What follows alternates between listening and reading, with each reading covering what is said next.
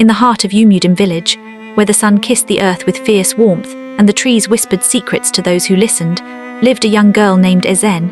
Her story was not one told with laughter or song, it was carved with sorrow and quiet strength. At just 3 years old, her world changed forever when her mother, Mama Ifananya, passed away after a brief illness that drained the color from the sky. Mama Ifananya had been known throughout the village for her gentle spirit and healing hands. She was the kind of woman who could calm a crying baby with a touch and ease a fever with leaves she plucked from her garden. When she died, it was as though a lantern had been extinguished in the heart of the village. Women wept openly at her burial, and elders bowed their heads in silence. But no one felt the weight of that loss like little Ezen. She was too young to understand why her mother no longer sang to her at night or lifted her onto her back with that familiar hum. All she knew was that the world had become colder. Her father, Nadi, was a merchant who travelled often, selling yams and cloth in faraway towns. Left alone with a toddler and grief too heavy to bear, he made what he believed was a practical choice. He remarried. Obianuju was beautiful. Her skin glowed like polished mahogany, and her smile was wide enough to fool even the most suspicious elder. She came with 2 children of her own, Chika, a girl Ezen's age, and Ebuka, a lively boy of 7. At first everything seemed fine. Obianuju called Ezen and fed her rice and stew. But the mask cracked the moment Nadi packed his bags and left for the next market. From that day on, Ezen's world turned grey. Each morning she was the first to rise, sweeping the compound while the others still slept. She would fetch water from the stream, her feet bruised by sharp stones, and return to find breakfast served, only to be handed the leftovers, if any at all. The aroma of fresh moi or yam porridge would waft from the kitchen as Chika and Ebuka devoured their meals, laughing and licking their oily fingers. Ezen watched from a corner, her stomach tight with hunger, her eyes lowered to avoid Obianuju's glare. "Didn't you eat yesterday?" Obianuju would snap if she dared ask for more. Her voice had become a tool of oppression, sharp, cold, and final. By the time Ezen turned 10, she had stopped complaining. She learned to swallow both her hunger and her tears. Her clothes were always hand-me-downs, often torn and faded. When visitors came, Obianuju would make her sit behind the kitchen or send her to fetch something, anything, to keep her out of sight. Her only refuge was the sacred land her mother had left behind, a parcel of quiet earth at the edge of the village. It was a place her mother once called the holy ground. Hidden behind thick shrubs, it held a Udala tree and wildflowers that seemed to bloom even during Harmattan. No one else visited it. It had become Ezen's secret sanctuary. There she would sit under the Udala tree, pressing her back to its rough bark, and whisper to the wind. "Mama, can you still see me?" she asked. "They don't love me here, but I remember you." She would close her eyes and pretend that her mother was sitting beside her, weaving her hair, humming that soft tune that still echoed faintly in her memory. The wind often answered with a gentle breeze, and Ezen took that as a yes. At 19, Ezen had grown into a graceful young woman. Her skin was smooth and dark like polished ebony, her eyes deep with wisdom far beyond her years. Her voice was soft, her presence humble. People in the village began to notice her beauty, but they also noticed how quiet she was. She never spoke ill of her stepmother. She never asked for help. She carried her burdens like a clay pot balanced carefully on her head, visible but never allowed to spill. Obianuju's mistreatment grew worse with time. The more Ezen bloomed, the more bitter Obianuju became. Whenever men came to greet Nadi, their eyes would linger on Ezen, and Obianuju would clench her jaw. "She's a witch," she told anyone who would listen. Her mother was the same, always too quiet. "You can't trust girls like that." But Ezen remained silent, even when the insults became louder. Even when she was denied food and sent to hawk palm oil under the burning sun, her heart had become a fortress, built brick by brick with resilience. Still, she held on to one thing, the memory of her mother and the Holy Land. Every evening after her chores were done and the others had eaten their fill, Ezen would steal away into the shadows. She would walk barefoot to the holy ground, sit under the Udala tree and whisper, "One day, Mama, one day things will be different." She had no idea that one day was closer than she thought. For in the soil of that sacred land, something was waiting to be born, a miracle that would change her life forever. The morning began like most others. The rooster crowed, announcing the rise of a new day. Ezen was already outside, sweeping the sandy compound before the sun stretched its rays across Umudim. Obianuju emerged from the house, her wrapper tightly tied and her face as hard as yam peels. "Ezen," she called out sharply, her voice cutting through the morning air, "go and get firewood before the sun comes out fully. And don't delay unless you want to go hungry again." "Yes, Ma," Ezen replied meekly, dust rising with every sweep of her broom. Her hands were calloused, her back sore from years of bending to demands not given with love. Yet she said nothing. Silence had become her language. Later that afternoon, Obianuju returned from the market with a wide basket covered in a bright blue cloth. As she unwrapped it, the sweet, fruity aroma filled the house. "Ah, Ube," Chika screamed in delight. "Mummy, you bought pears." "Yes," Obianuju answered, a wicked smile spreading across her face. "Special ones, big and ripe." She called Chika and Ebuka to come and sit around her as she sliced the juicy pears. The children giggled, their fingers sticky with the dark purple skin and creamy white inside. The juice ran down their arms as they licked and sucked the fruit with joy. Ezen stood by the door, her eyes fixed on the basket, her mouth watering. Obianuju saw her and frowned. "What are you looking at like that?" "I was just..." "Were you not fed this morning?" Obianuju snapped. Ezen shook her head slowly. "I was." "Then go and take these," she interrupted, pushing a bowl of pear seeds into her hands. "Throw them away, now." The joy that had sparked in Ezen's heart fizzled into ash. No fruit, not even a slice, just the remnants, just the seeds. She didn't argue, she didn't cry. She turned and walked out of the compound, the dry wind catching the edge of her wrapper. But instead of heading to the waste pile behind the house, Ezen kept walking. Her steps led her to the path she knew too well. Through the tall grasses, past the whispering trees, until she stood before the land her mother had blessed with her prayers, the holy ground. She looked at the bowl in her hands. The seeds glistened with leftover juice, warm from the sun. She knelt before the earth, dug a shallow hole with her fingers, and dropped the seeds in one by one. "Mama," she whispered, her voice trembling, "I know this is small, but I give it to you, bless it please." She covered them with soil and sat back, her heart steadying.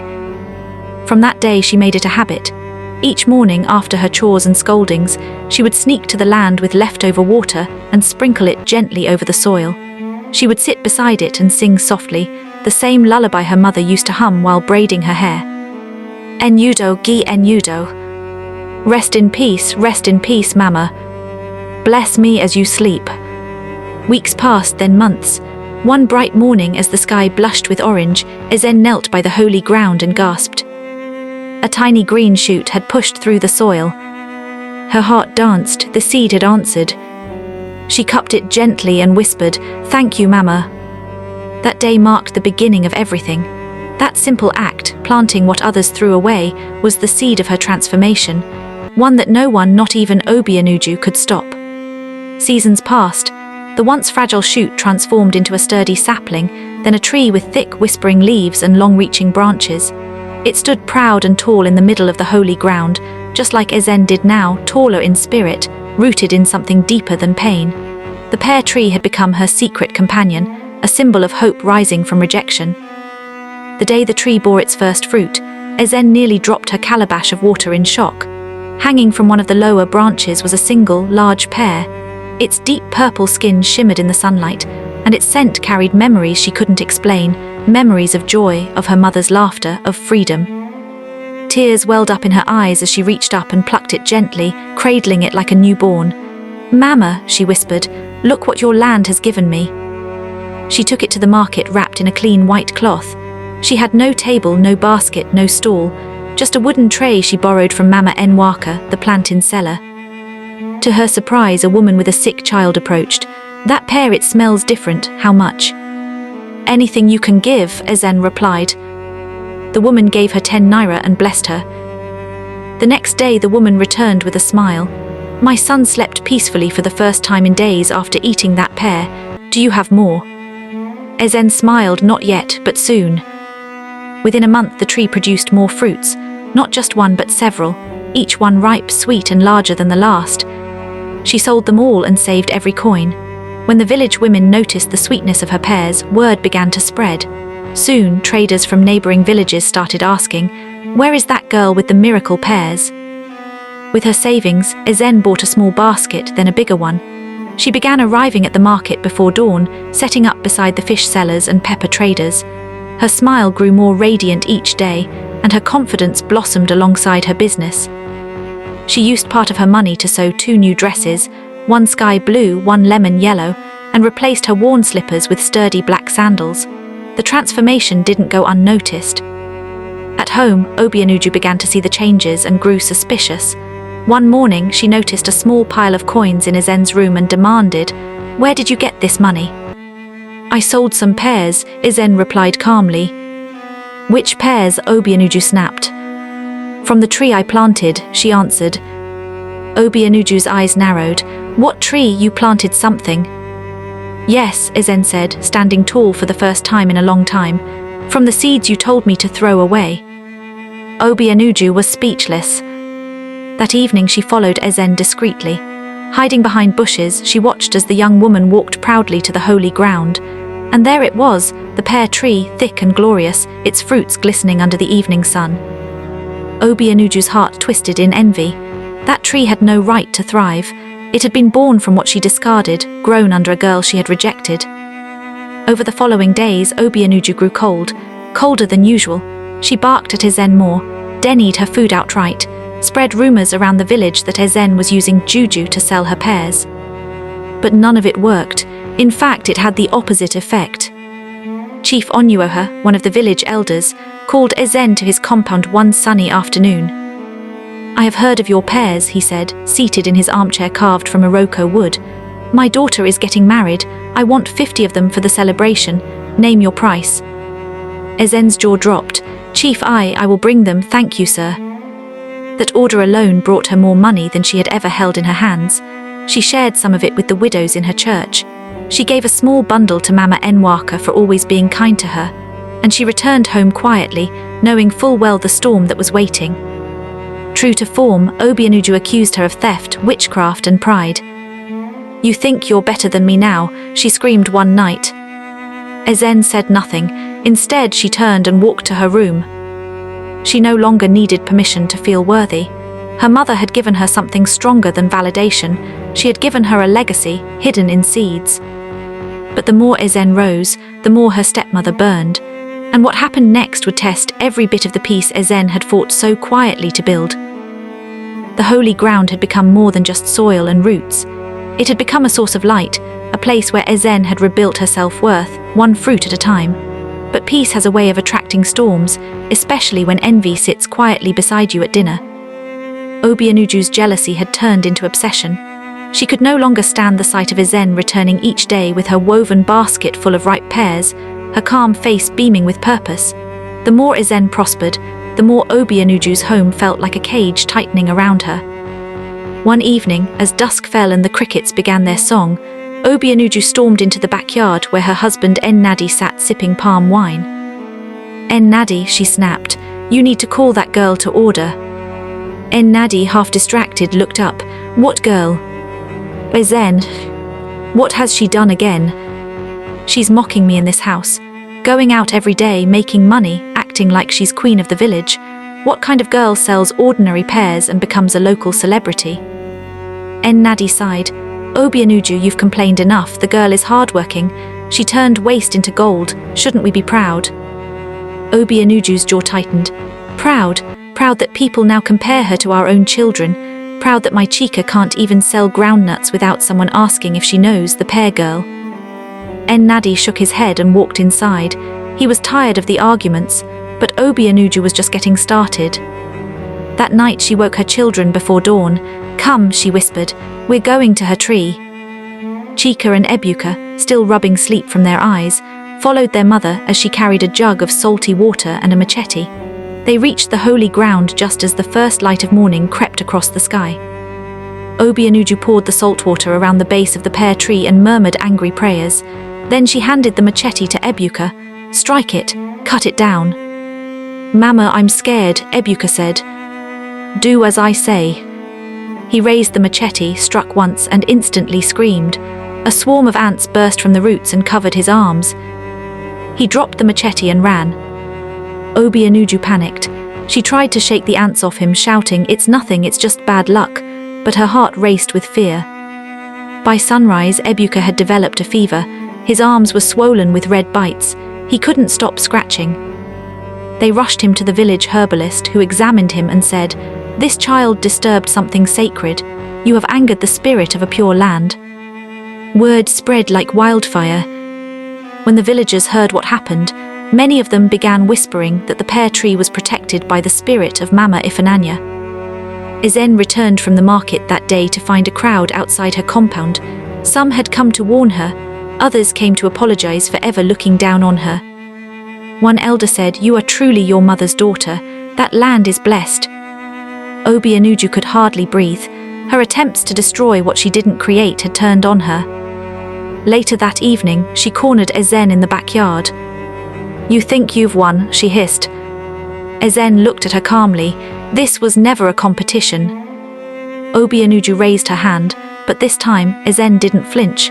She stared directly at her stepmother with eyes no longer timid, no longer seeking permission to exist. "Hit me if you must," she said, "but I am not that little girl anymore."